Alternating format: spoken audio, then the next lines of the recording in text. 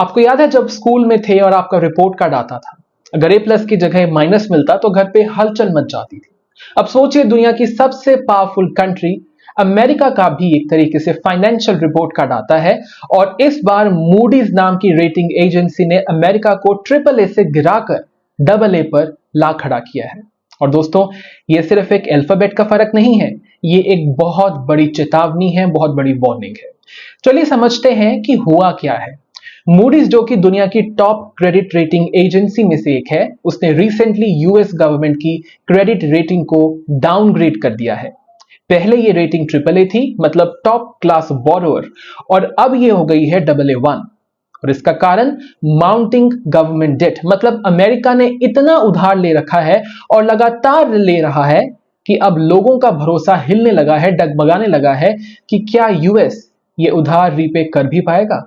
Moody's ने clearly बोला है अमेरिका के सक्सेसिव गवर्नमेंट्स और कांग्रेस ने कभी भी सीरियस स्टेप्स नहीं लिए अपनी फिस्कल डेफिसिट प्रॉब्लम को सॉल्व करने के लिए, कम करने के लिए। सिंपल भाषा में, हर बार इलेक्शंस के वक्त प्रॉमिसेस किए जाते हैं टैक्स कट्स के, फ्रीबीज के, स्टिमुलस पैकेजेस के, लेकिन जब इन्हें इंप्लीमेंट करने की बारी आती है और पैसा नहीं होता तो उधार ले लिया जाता है। अब आप सोच रहे होंगे इसका इंपैक्ट क्या होगा, इसका असर क्या होगा। इंपैक्ट तुरंत ट्रेजरी बॉन्ड्स यील्ड पर देखा गया। 2 इयर्स बॉन्ड्स की यील्ड 3.99% से जंप करके 4.01% तक चली गई। 10 ईयर बॉन्ड्स की भी जो यील्ड है वो स्पाइक करके 4.5% के आसपास पहुंच गई। अब इसका मतलब है कि यूएस गवर्नमेंट को इन्वेस्टर्स को ज्यादा इंटरेस्ट देना पड़ेगा लोन लेने के लिए। और दोस्तों, जब जब गवर्नमेंट की बोरोइंग कॉस्ट बढ़ती है तब तब पब्लिक और प्राइवेट सेक्टर दोनों का ब्लड प्रेशर बढ़ने लगता है। जैसे अगर आपके पापा का क्रेडिट स्कोर गिर जाए तो बैंक उन्हें लोन देने से पहले 2 बार सोचेगा और इंटरेस्ट रेट भी लोन के ऊपर ज्यादा चार्ज करेगा। सेम चीज अमेरिका के साथ हो रही है।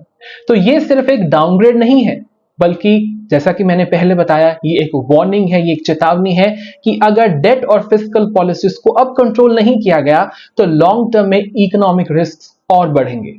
एक और इंटरेस्टिंग बात दोस्तों मैं आपको बताना चाहता हूं, मूडीज लास्ट बचा हुआ इंस्टीट्यूट था जो अब तक यूएस को टॉप रेटिंग दे रहा था। एस&पी ने 2011 में ही यूएस को डाउनग्रेड कर दिया था और फिंच ने 2023 में।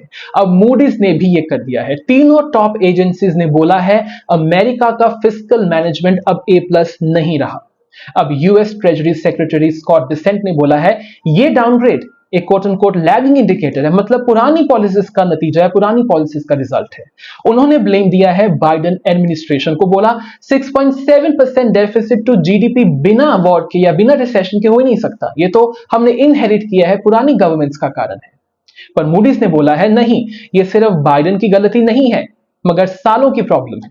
कांग्रेस ने 2008 के बाद अब तक एक भी फुल ईयर बजट पास नहीं किया है, सिर्फ टेम्पररी फंडिंग बिल जिसे कॉन्टिन्यूइंग रेजोल्यूशंस कहते हैं उससे काम चल रहा है। And icing on the cake, Trump का 5 ट्रिलियन टैक्स कट बिल भी कांग्रेस में अटक गया है।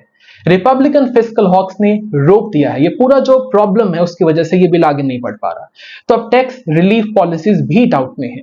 अब ये डाउनग्रेड यूएस डॉलर को रिजर्व करेंसी के स्टेटस से तो नहीं हिला सकता, लेकिन इन्वेस्टर कॉन्फिडेंस को डेफिनेटली हिला सकता है। जितना ज्यादा रिस्क दिखेगा बढ़ेगा, उतना ज्यादा रिटर्न अब इन्वेस्टर्स मांगेंगे और इससे दुनिया भर के मार्केट्स में भी क्राइसिस हो सकता है। और हमने देखा है कि कैसे नेगेटिवली रिएक्ट किया है। तो दोस्तों, मूडीज ने जो किया है वो है एक फाइनेंशियल रेड फ्लैग। अमेरिका को अब अपने फाइनेंशियल हाउस को ठीक करना होगा, वरना एक दिन वो भी वही सवाल सुनेंगे जो हम मिडिल क्लास के लोग अक्सर सुनते हैं, ईएमआई कैसे भरोगे।